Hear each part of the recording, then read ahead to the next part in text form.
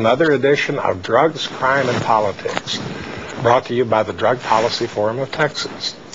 I'm your host, Buford Terrell, and with me tonight I have my co-host, Bindu Nair. Thanks for having me here. Okay, and we'll start out tonight with a little recap of what's going on. Would you like to bring us up to date? I would like to, but I think we've got on the phone Dean Becker, and he gives us a pretty good update. Is Dean on the phone?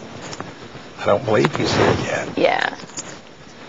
Okay, so let's go ahead and take his call and get a recap. Hello, Dean, are you there? I'm here. Nice to have this chance to talk to your audience, Buford. Okay. I think it's important that we begin to realize that the drug war is beginning to dissolve before our very eyes. I think there are many people across this country who are working together to bring it to an end. It's still very much intact, arresting 1.6 million Americans just last year. But the situation with our district attorney, the fact that people are beginning to realize that he's not quite what he was cracked up to be, and that he has been the leader of this drug war worldwide, actually. He has sent more people to prison for minor amounts of drugs than anyone could ever have previously imagined. And I think it's time for people to go ahead and do their part, to stand up, to speak the truth, and to help bring this to an end. I'm going to interrupt you here for just a second. Yes, sir. To point out two things. That when the legislature passed the citation instead of arrest statute, Chuck Rosenthal, the DA, single-handedly blocked any consideration of that policy by the county.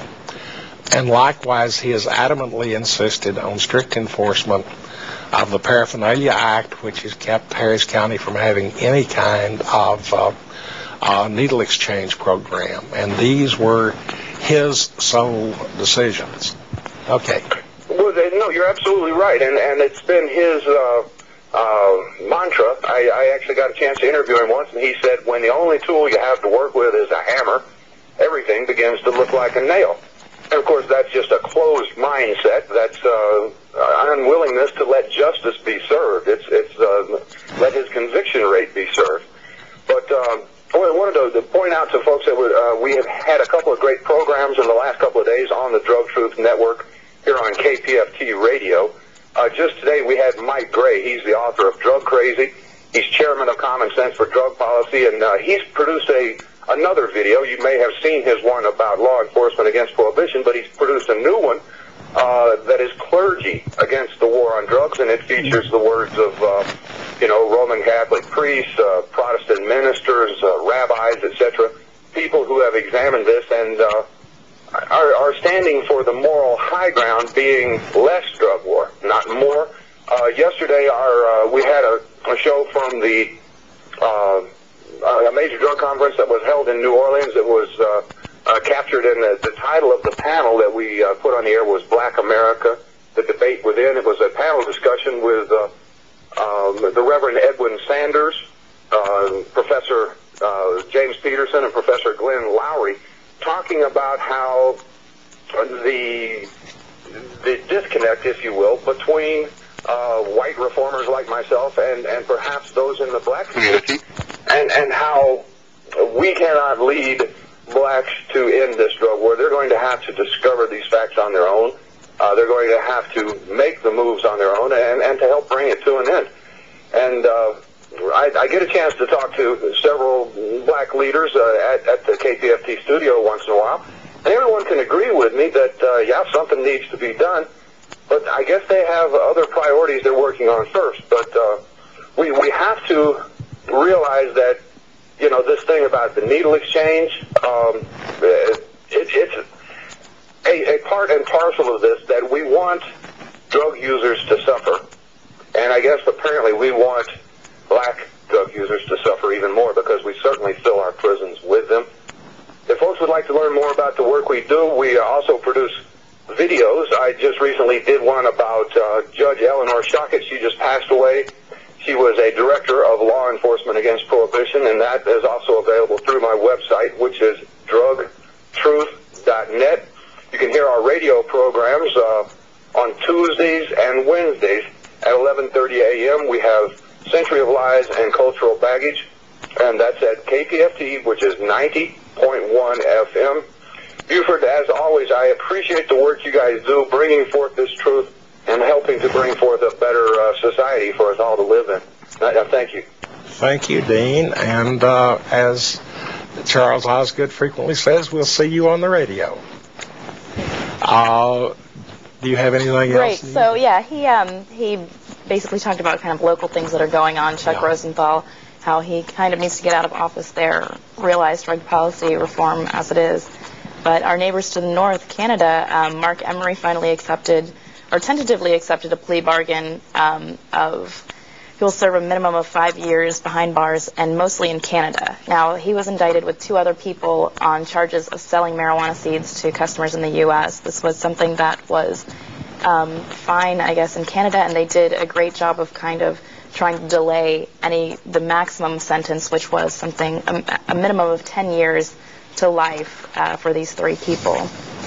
Now, of course, editorials have chided the Canadian government for not doing more to keep him in Canada and keep him under the U.S. From U.S. scrutiny. But, of course, the long arm of U.S. drug law had to reach over to another country and deal a fatal blow, or a non-fatal blow, I guess. But yeah, he will be serving, I guess, a maximum or a minimum of 5 years at this point in time, and I'm not sure what happened to the other 2, Michelle Rainey and Greg Williams, who are also indicted in that charge. Another thing that happened recently is Virginia joined the number of states that have put a ban on salvia, and we've talked about this before on the show. It's salvia divinorum. Yeah, so they made it a Schedule I drug. The thing that kind of caught my attention is John O'Banion is one of the delegates who was really kind of, adamant about it, and he made a speech where he starts off, he of course is representing to ban it as a Schedule I drug.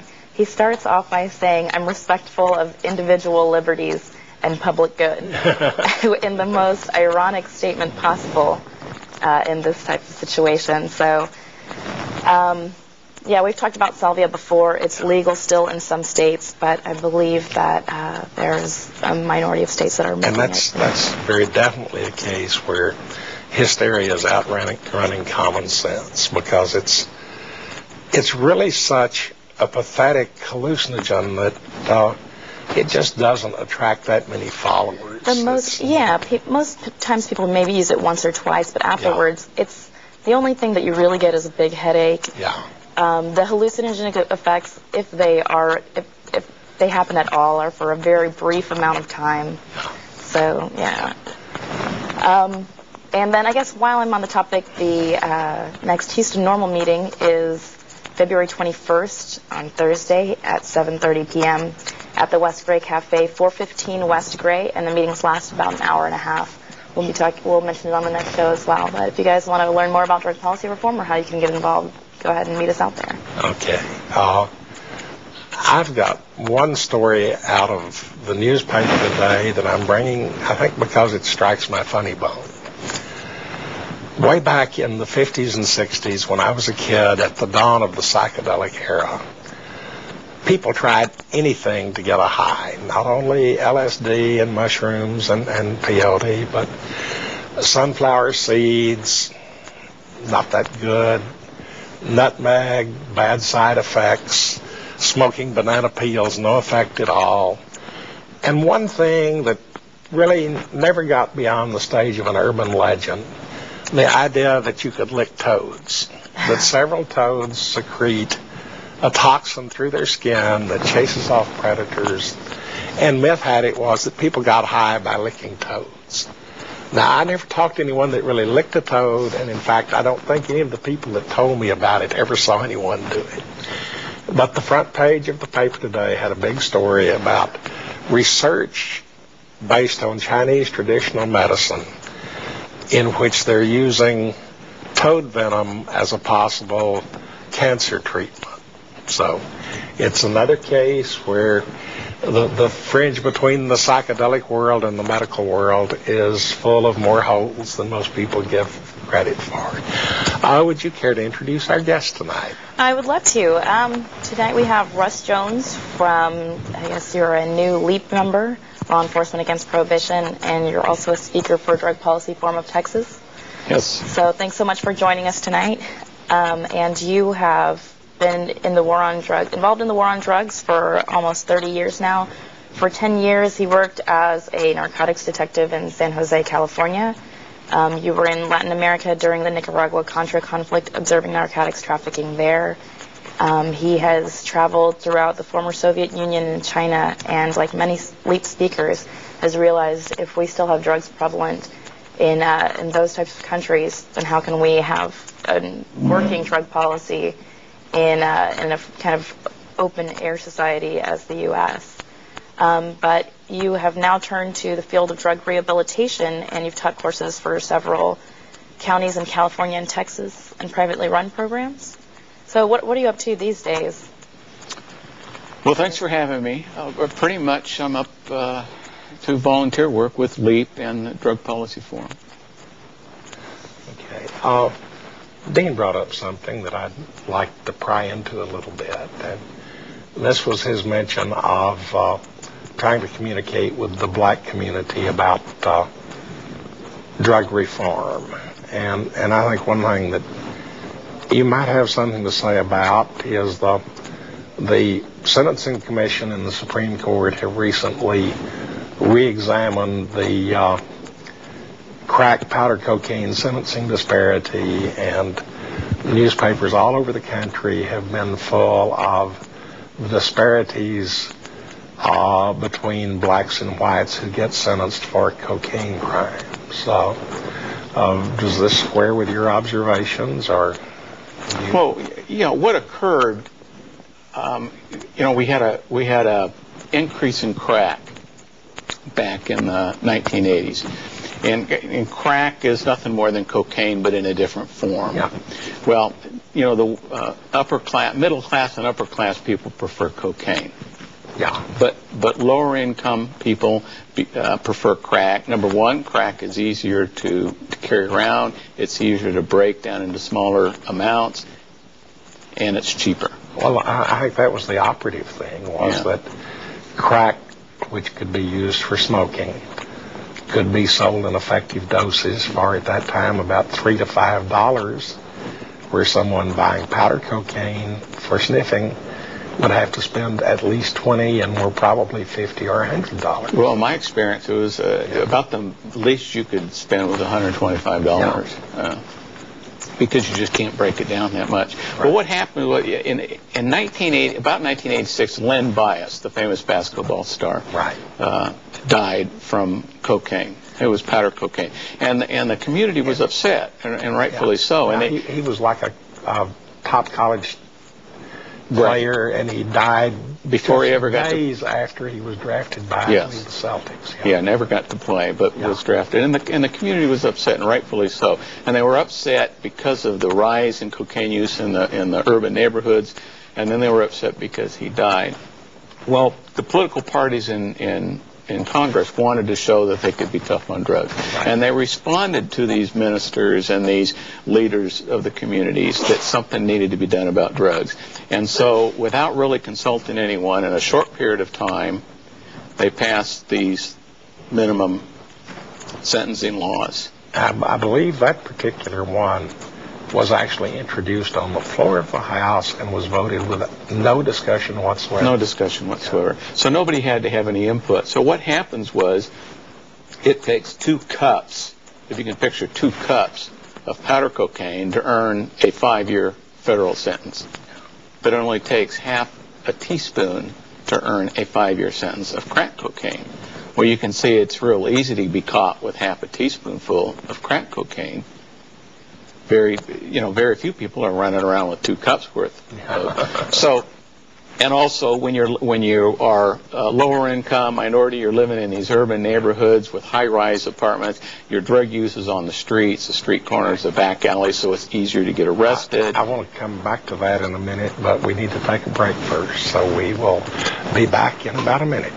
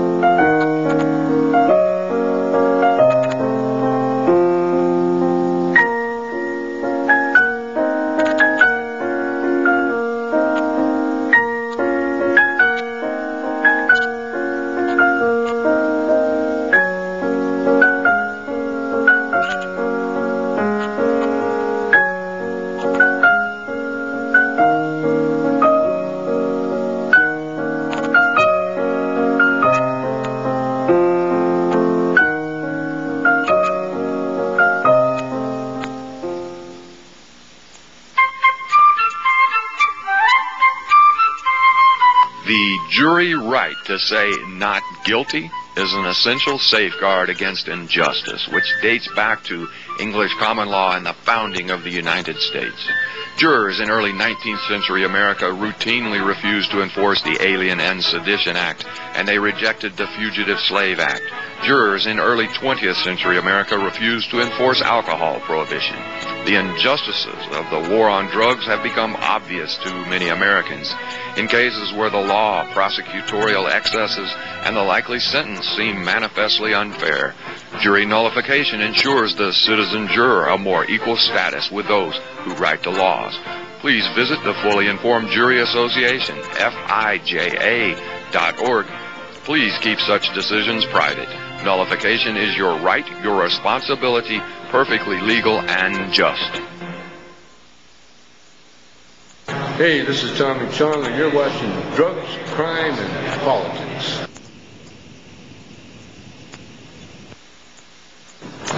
We're here with Russ Jones from LEAP tonight, and we've been talking about some of the racial effects of the disparate drug sentencing, especially the crack, powder, cocaine disparity.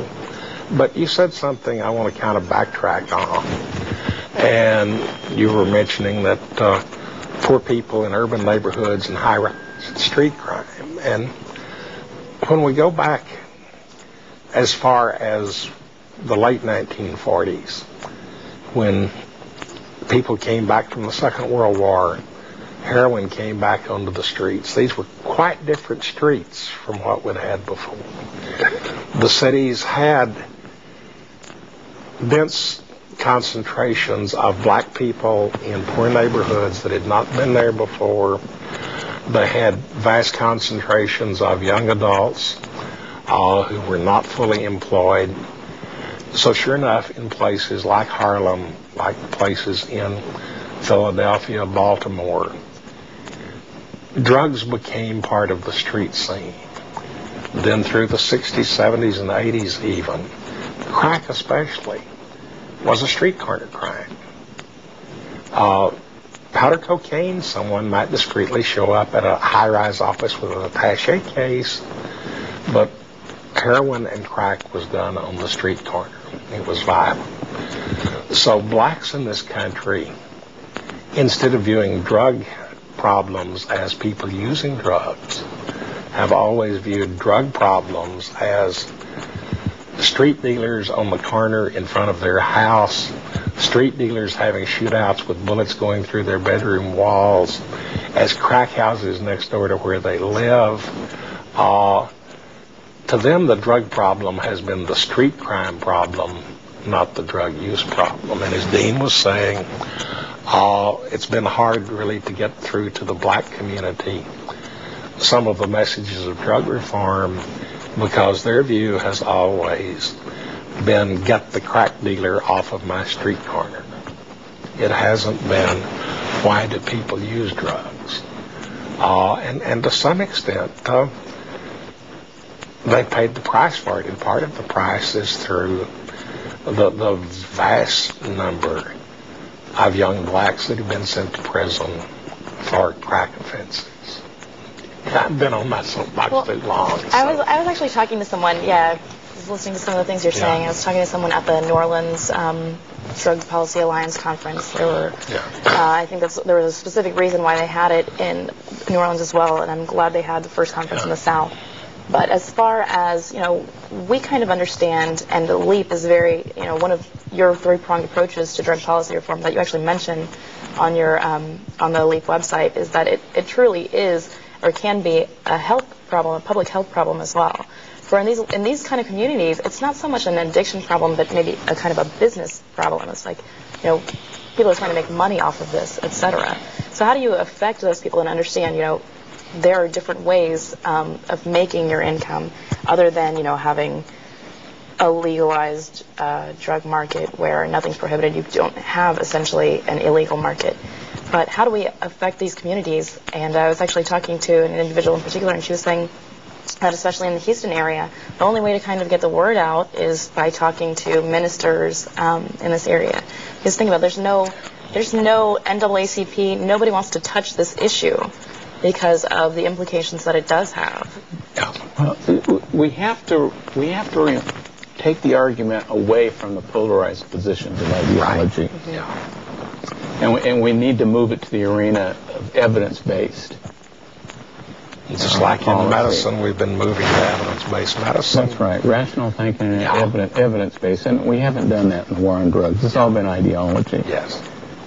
Right, kind of proof of principle practices instead of, having actual needle exchange programs where, I guess one of the last guests that we had was talking about how, or Jerry Epstein from DPFT was talking about how in a certain city in Holland or Sweden or something where they had a needle exchange program and a methadone program.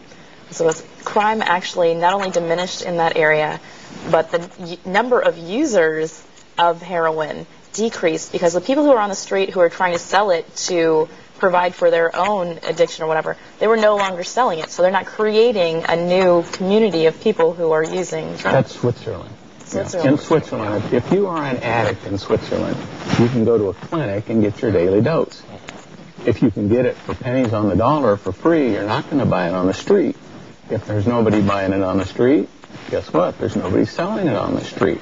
So the number of addicts is constantly declining for that reason. It's also constantly declining because if you go in for your daily dose every day, that means you're in constant contact with treatment counselors. Right. And surprisingly, I've never met an addict yet that really didn't want to get off the drugs. I think that's right. They really do. I mean, people get hooked because they were playing around, they were experimenting, they liked it at first. They want off. Yeah. So Switzerland really has a declining addict population. 22% have gone back to work. They haven't had an overdose death since 1996. I believe some parts of Germany have even opened up injection sites with nurses on the premises where a user can come in with his own drugs, get a clean needle, inject where there's someone there to watch safety features. And part of the problem here is this means that several times a day that user is in communication with a health professional. Sure. Harm reduction policies are coming into practice all over Europe, from Portugal, Spain, Holland, Switzerland. Czechoslovakia has got they're really relaxed. And it's interesting to note that in Europe, the country that has the toughest laws, very similar to ours, the country that has the toughest laws is England, and England has the worst drug problem. And once again, I think there's some culture involved there as well. I noticed reading the news stories from England that the English still have the attitude that booze isn't really harmful, booze is just something that everyone does. And they have a centuries-old history of being extremely heavy alcohol abusers. And it's the attitude we had in this country up until a decade or two ago that there's alcohol, which is fine, everybody does it, and then there's drugs way over here, and there's nothing similar between them. What I'm hearing more and more now is that in this country, at least, people are starting to recognize that alcohol is a mind-affecting drug, just like the others. Well, if we want to look at it evidence-based, then Right. alcohol is one of the most dangerous drugs. It's one of the most riskiest drugs to use. Yeah. And yet we tolerate it, and we handle it as a health and social issue. Right. Instead of trying to handle it with the blunt end of law enforcement. I think the important thing there is we use law enforcement to prevent people under the influence of alcohol from hurting other people by driving or getting in fights. We use regulation to prevent alcohol from going to underage people. Yet we let adults more or less make their own decisions about consumption. And we provide health care for those that become addicted. That's right. If you have an alcohol problem, you can go seek help without risking arrest. Yeah. You can't do that if you have a drug problem. I think one thing, if you just listen to the conversation around you and notice how many people mention that they're in Alcoholics Anonymous or something like that, And on the other hand, how much rehabilitation programs for other drugs is something that's kept quiet and whispered about. Well, Narconon isn't really kept quiet and whispered about, but I think it's interesting that if you tie it all together, we're trying to keep people from harming others when it comes to alcohol, but apparently we're trying to keep people from harming themselves when it comes to drugs, as if you can totally regulate and moderate on one, but not on the other. You know, people are... And out of nearly 2 million people that we arrest every year, half of them are for marijuana, and you can't hurt yourself with marijuana. Right, or especially not in any kind of comparison to alcohol. No, really, you can't overdose. Practically speaking, it's hard to hurt anyone else with marijuana. That's right. Well, you don't overdose on it. You can't overdose on it. Certainly, there's never been an overdose death by it. And we could talk semantics about alcohol and marijuana comparison all show or all night, but I kind of wanted to get back to drug rehabilitation. We all talk about the European and the Dutch harm reduction model, but aren't methadone clinics, if not privately, but also publicly available, even in Texas? How prevalent are those? Well, the problem with, I don't know how prevalent they are. I really don't. But the problem with methadone, it's another drug. Right. It's as addicting. But if you, well, it is as addicting, I guess, but when you have it in those regulated amounts, when you're going to a clinic. I ask this because we actually have someone who runs a private clinic. You know, of course, people who, we have them on the show, and it's for people who are kind of getting addicted to OxyContin and these prescription pills, as opposed to street drugs such as heroin or any other opiates like that. But I've seen and I think it's a public-funded methadone clinic. At least I know it's a methadone clinic. There are methadone clinics in Houston, but the numbers of them are far, far smaller than the numbers of dependent users. And here we have another irony that shows up. Nixon, who really started the modern vicious drug war as his first equivalent of what we now call the drug czar, he brought in a doctor who was one of the real pioneers of methadone treatment, and Nixon's started methadone treatment facilities. Part of the problem, there are two versions. There's methadone withdrawal and there's methadone maintenance.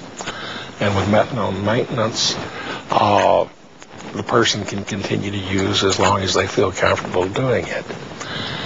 The irony, though, is that methadone has started being used more and more for pain therapy. If you go to your regular doctor and he writes you a prescription for methadone for pain, it will cost you about $10. Whereas if you go to a methadone clinic to get the same amount of methadone, for either maintenance or withdrawal, it will cost you about $50.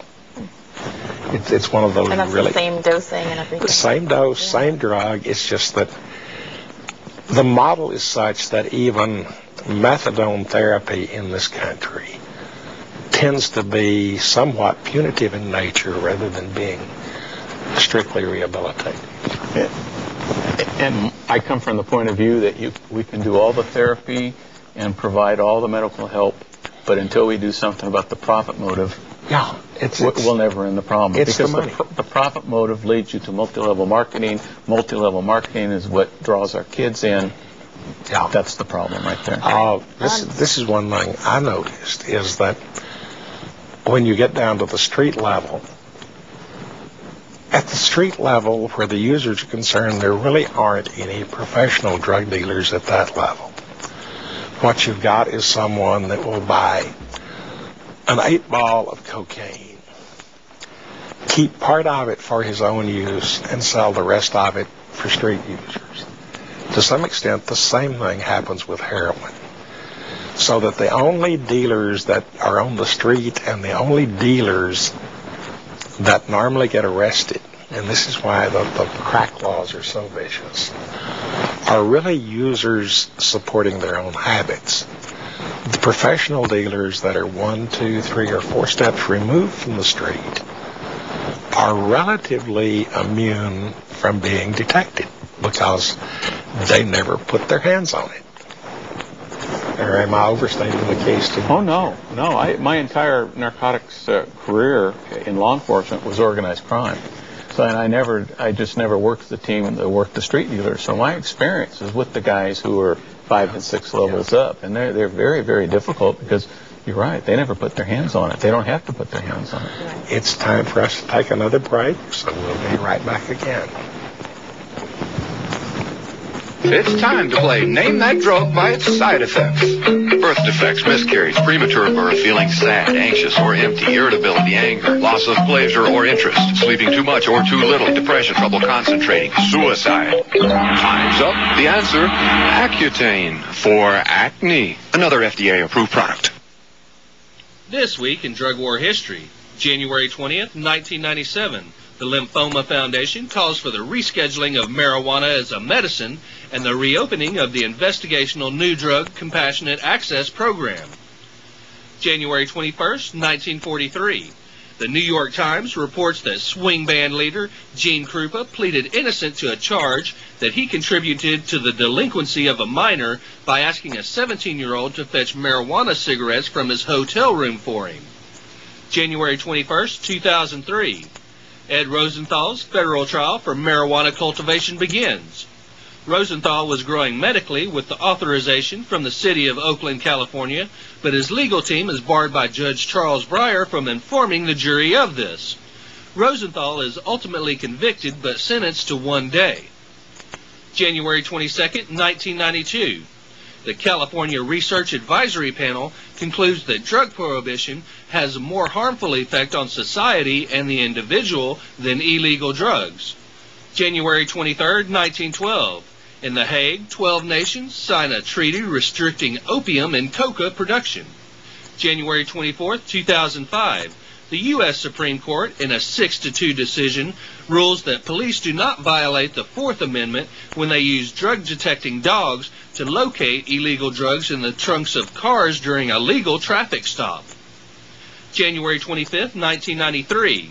Based on a tip that drugs were on the premises, police smash down the door and rush into the home of Manuel Ramirez, a retired golf course groundskeeper living in Stockton, California.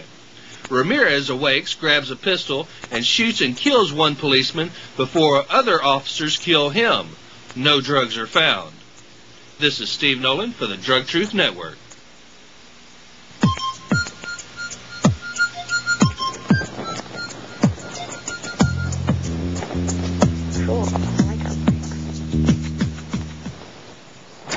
We're back with Russ Jones of Law Enforcement Against Prohibition tonight, and before the break he had mentioned that a lot of his narcotics work was involved with organized crime. And I had noticed something funny in the paper this week. For some time down on the Mexican border, the drug syndicates, the cartels, had used aliens as mules to carry small amounts of drugs across the border. But this story was that some of the major drug transporters were getting out of the drug business because the tighter border gave them the same sort of money from smuggling the aliens themselves, but with a much lower level of risk and level of punishment when they got caught. I think it's an example of, it's not about the drugs, it's about the money and the risk. But you said it was hard to catch down and to track down and catch the organized crime players. It takes a lot of time and effort. I mean, you'll spend 2 or 3 years on one target, but then once you've arrested him, you have 2 or 3 weeks of bloodshed on the streets as different factions maneuver to take over, and then there's a new position, a new person is taking a spot, and now you start another 2 or 3 year investigation. A new hire. Yeah, because there's too much money involved. Right. There's way too much money involved. So what were some of the areas of the country or the world that you were working on these type of organized crime syndicates? Well, I was with the city of San Jose, and then as a DEA task force officer, I was basically in the San Francisco Bay Area. And my specialty was methamphetamine or crank, I seemed to fit in good with the motorcycle crowd, and I did a very big case with the Hells Angels. Bought a lot of cocaine, methamphetamine, some heroin, but I didn't fit into that crowd too well. Yeah, and that was, I guess, really the second generation of amphetamines that came along. That during the 50s and into the 60s, the primary amphetamine use was White. Dexedrine. Yeah. The regular amphetamine, because doctors were passing it out like candy. And as the doctors became more and more reluctant to write script for Dexedrine, then particularly the motorcycle gangs got into manufacturing methamphetamine, which is much easier to make than the Dexedrine. And the legend has it, at least, that because they carried the stuff inside the engines of their motorcycles, they started in slang calling it crank for crankshaft. Well, it certainly, methamphetamine certainly is a unintended consequences of the war on drugs. Yeah. Because everyone was happy with whites. And there really wasn't that big of a problem in our society with whites, amphetamines. Yeah. But when we cracked down on those pharmaceutical drugs, well, again, as you mentioned, you can't make amphetamine, but you can make methamphetamine in your bathtub. So people started making methamphetamine. Crack is an unintended consequence of the war on drugs. We wouldn't have crack if it wasn't for the war on drugs. Yeah, I mean, it's the price of powder cocaine that led to the development of crack. Absolutely. And anyway, after the motorcycle gangs got in, then other people started learning how to make small batches of methamphetamine and doing it very, very poorly, very sloppily, and causing all of these little meth lab incidents all across the country, which are bad. So we react with the law, and now in order to get my allergy medicine, I have to present myself to the pharmacist. I have to show an ID. I can only buy one box a month, and it's not old enough to last a month. But no one's making meth out of it. Instead, it's now being imported from Mexico. That's right. Yeah, and it's really a factory quality again. That's right. Yeah, all you've done is move it. Yeah. It's like that balloon. You squeeze it here, and it just blows up over here, and you squeeze it here, and it gets bigger over there. We've made it harder to make here in the States, so in Latin America, they filled the void. They say, hey, there's money to be made here. Yeah. And the unintended consequence is that because of the restrictions on sale to behind the counter in pharmacies, someone who lives in a small town without a 24-hour pharmacy, or without any pharmacy at all, has no way to get Sudafeds if they get a cold at bedtime.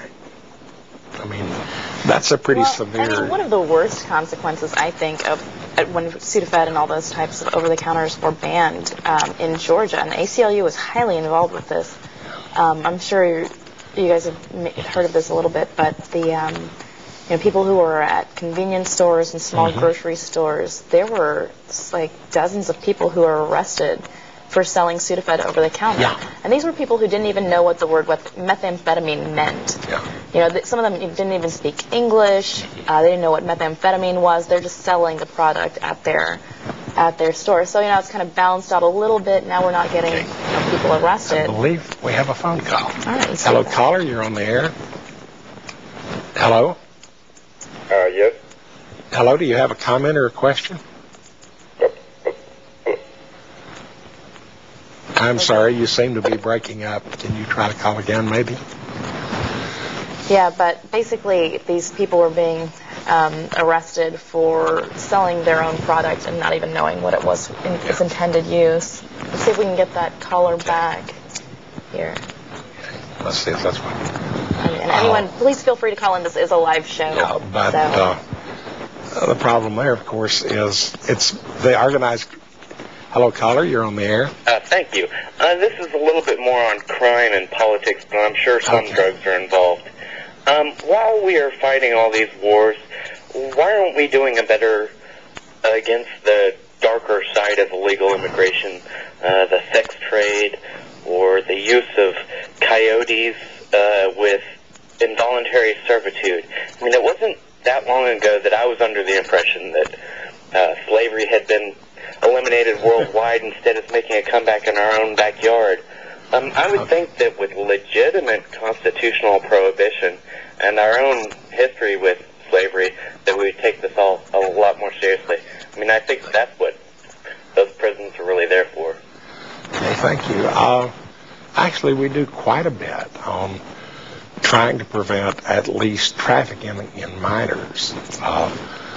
With adults, it's a slightly different thing, and a lot of that trafficking is actually with visas. But part of it, we hear all of this hysteria about the Mexican border, but over a third of the illegals in this country came in on legitimate visas and have overstayed them or ducked out of the picture, and large numbers come in through sea routes through the two coasts and not across the border anyway. But part of it, frankly, an Asian woman operating as a prostitute, excuse me, doesn't really threaten my livelihood, so I'm not going to get as excited about it. If I think that Mexican laborer is going to undercut my salary and take my job away, I might get a little hysterical. It is a very human interest thing, and the guy is right. You know, you would think at this time, living in the 21st century, we would be rid of kind of, human slavery, but it still exists. Statistically, we are. I mean, we are what? We are rid of it. I mean, we're talking. That's talking to statistics. That's we're talking people involved. Yeah, but we're talking probably in the United States on the number. The government, the Bush administration last year came out with, the cocaine statistics are down, so that means we're winning the war on drugs. No, what I'm saying is that maybe there are 100,000 women involuntarily engaged in prostitution in this country. In terms of how big a sampling of the population that is, that's much less than the number of people that get murdered. We're up to 99.999% clean on this, and to get to 100% clean is impossible. There's no law that can be enforced 100% except maybe the law of gravity. All right. You're not going to agree with me on this. No, I mean, I think, what he has to say is that, it is kind of a human interest thing. So if you take out the crime and politics, drugs are also a human interest. Why do we have so many people that are concerned with the war on terror or all these sorts of wars when we have so many other wars that we're kind of waging here? If I had one wish that I could just apply to the world as a whole, if I could be dictator for 30 seconds, I would simply forbid the use of the word war as metaphor.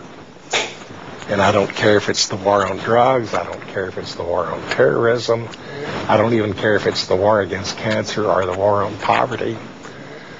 All we do by throwing that word in there is get people thinking the wrong way and coming up with the wrong ideas about it. Now, it's time to take another break, they tell me.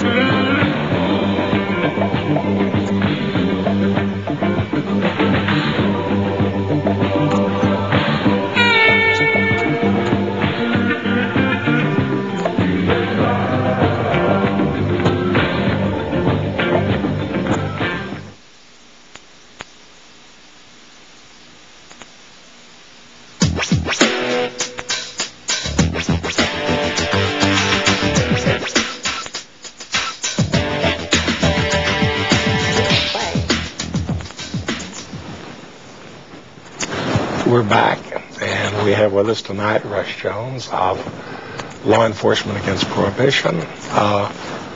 Russ, would you tell us a little bit about what is LEAP? LEAP, Law Enforcement Against Prohibition. It is a nonprofit international organization. We're chiefs of police, judges, lawyers, narcotics detectives, DEA agents, either current or former, and we all believe that the current war on drugs is a failed policy.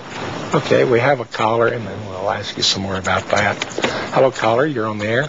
Yes, Mr. Jones, you're all ex-policemen. How come you guys didn't speak up before you became ex-policemen?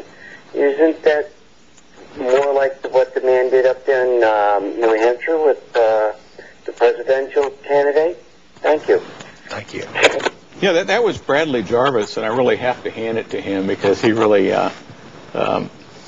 stepped forward, stepped up to the plate. When you're young, you know all the rules, but when you get to be my age, you know all the exceptions. I had some feelings, and I don't have time to go into it, but all through my career, and it was only 10 years, but all through that career, there were little things that would happen, and I would realize eventually I realized that the war on drugs was really a war on a problem created by the war on drugs. Yeah, and I think part of it, too, is when you're working at something, you get caught up in the chase, you get caught up in the problem you're dealing with, and you kind of get a narrow focus of let's do the mission, and absolutely, you don't have time to think about what's going on. And if it hadn't have been for the courses I was taking at University of San Francisco and the studies I did, it wouldn't have got me thinking, begin the process to where I'm thinking today. Yeah. And so now you actually teach some courses on rehabilitation. Well, I'm not doing that anymore. I stopped that about 2 years ago. But starting way back in the 1980s, I wrote and developed courses. They were designed specifically for court-mandated clients because I felt there was a need there. The courts were mandating people to programs, but these programs weren't designed for court-mandated. The court-mandated person is coming with a different mindset. They're there because the court told them to be there. Yeah. And so I designed programs. I developed and wrote, implemented, and taught these programs in California. And up till about 2 years ago, I was doing it for 3 different counties here in Texas. Well, in California, I believe it was Proposition 36 that mandated for some drug crimes diversion to therapy rather than prison. Yes. Yeah. And they were all private providers. Yeah. The government couldn't do it. They had to use private providers. And then nationwide, since it started in Florida, 20 years ago or more, the drug court movement has pretty well spread across the country, which uses court diversion in a lot of cases. Interesting to note, in my experience, in my unofficial studies, 80 to 85% of everyone going through those classes had no business being in a class. Yeah. They were there simply for possession, not for being under the influence, not for committing a crime. They weren't addicts or they weren't abusers. They were just the same thing as if you got stopped bringing home a bottle of wine. It's always looked to me like the best thing to use drug courts for would not be for people arrested for drug possession, but to use it for people arrested on prostitution beefs or minor larceny cases, the things that are the economic crimes that pay for drug habits. Well, that's kind of, it's an odd way of going about it, but it's kind of like what people were talking about when you have those drug harm reduction models, and then you have a noted and significant decrease in crimes such as robbings and muggings and things like that. But as far as LEAP goes, so you don't teach courses anymore, but LEAP actually has a website, and DPFT does as well, where you can schedule speakers such as yourself to talk. Yes, the LEAP website is www.leap.cc. And I mentioned we're lawyers, judges, police chiefs. That's our speakers. We have a speakers bureau of over 100. But to join LEAP, to support us, anyone can sign up. We have over 10,000 members now, I believe. Yeah, there's no mailing list, there's no dues. And we really encourage people because, to be honest, we want the numbers. We want to be able to show this is the support we have. We're a new organization. We really are. I want to point out here before we go on that be careful with that website because it's .cc. It's not .org or .com like we used to. .cc. Right. But I think one of the reasons why LEAP has been such an influential force, and it has 10,000 members, and it's just been around for maybe 5 years maximum. But it's so influential because it is former police officers, and the people who are the main members and the main speakers have been on the front lines, have witnessed, and like you said, had a feeling something's kind of wrong. A number of the LEAP speakers have traveled and witnessed the drug policies in effect, or I guess the lack of effect in other countries. Can you speak to that a little bit, like what you've witnessed in comparison to the U.S. policies, I guess? Russia, I think, opened my eyes more than anything else. And Russia really allowed me to really see. I mean, I went out and worked with their narcotics officers. I went on search warrants. We seized methamphetamine labs. I saw drug dealing on the streets. And keep in mind, this was when it was still the Soviet Union. It was still the Iron Curtain. You still, as a citizen, if you wanted to travel from the equivalent of San Antonio to Houston, you had to go get a police permit. You couldn't just do it. So it was a tight and controlled city. And I went to their rehabilitation programs, and I talked to their addicts. And I came home, you know, if a country as tight and controlling of its citizens as it was, had the scope of the drug problem I saw, then how are we ever going to control it? Okay, I'm going to interrupt now. We're about out of time. For my little editorial tonight, I think I want to focus on what we're starting to hear presidential candidates from both parties say, that it's time for a change. And frankly, with my looking around, my somewhat wild guess is that the fall elections this year are going to bring dramatic changes at all levels of the government, from local through national.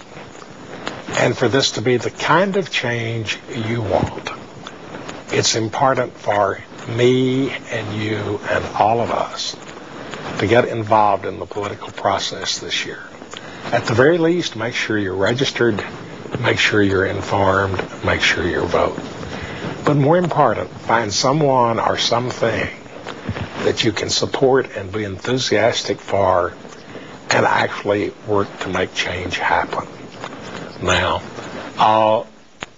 I think right now in Houston, we have a dramatic chance to make an exceptional difference in drug reform. I've been in Houston for over 25 years now. This is the first time since I've been here that there's a truly open election for the district attorney's office. And if anyone tells you that as district attorney, I don't do anything but enforce the law, I don't make the law, run away from it as fast as you can, because that's an office with more discretion than any other office in the United States. The district attorney affects what the jail population is. It affects whether people get citations or get arrested for simple drug possession. It affects whether there's a needle exchange. It affects how many people go to the state penitentiary. And in this county at least, it has an astonishing effect on the number of people sentenced for execution. So this is your chance to make an immediate and dramatic change in many things connected with drug laws and the enforcement of law in general in our community. As far as the district attorney's race is involved, get educated, and take some action. You have any last-minute words you want to add, Russ? Well, I would just like to ask everyone to support the Drug Policy Forum of Texas. support LEAP, Law Enforcement Against Prohibition. And we have, as I mentioned, we have over 100 speakers. Have us come to your Rotary Club, your Lions Club, your Kiwanis Club. We'd be happy to speak. You can go online and find out how to contact a speaker in your area. Any last thoughts tonight, Bandit? Yes, I'm just so glad that you mentioned the local elections that we do have. And as far as, we have a great 2008 primary and great 2008 election. But as far as local elections, it is so easy to get involved, to go to local town hall meetings, go to any place where your constituent is speaking, whether they're running or whether they're incumbents. Lamson.com, Nick Lamson is going to be speaking at several town hall meetings. Just go to their websites, and that's one of the best ways to kind of question. And Tammy's looking daggers at me saying that I better be sure and remind you that at the primaries, the precinct conventions are where things like state resolutions are formulated, so get involved there. Instead of simply ending by saying, write your congressman, your representatives, like I usually do, this time I'm going to be a little bit harder and say, change your congressman if you want something new. Pick the politicians you want to represent you. Thank you and good evening.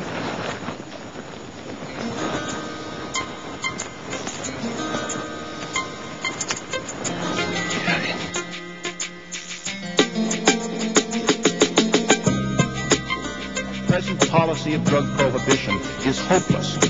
It is hopeless. It will never get better. Literally, victory today is being defined as slowing down the pace of defeat.